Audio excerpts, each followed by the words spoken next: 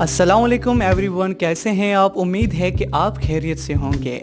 ईद की तैयारियां बहुत बढ़ चढ़ कर चल रही हैं। कल ईद होने वाली है और सब लोग ईद कुर्बान पर कुर्बानियां करेंगे। लेकिन क्या आपको पता है कि कुर्बानी के जानवर को इंग्लिश में क्या कहते हैं?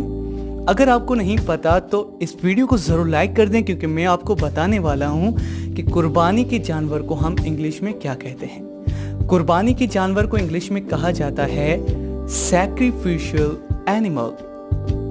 sacrificial animal, sacrifice का मतलब होता है कुर्बानी देना, और जो कुर्बानी वाला होता है उसे कहा जाता है sacrificial। अगर आपका कुर्बानी का बकरा है तो आप कह सकते हो sacrificial goat, sacrificial bull, sacrificial camel।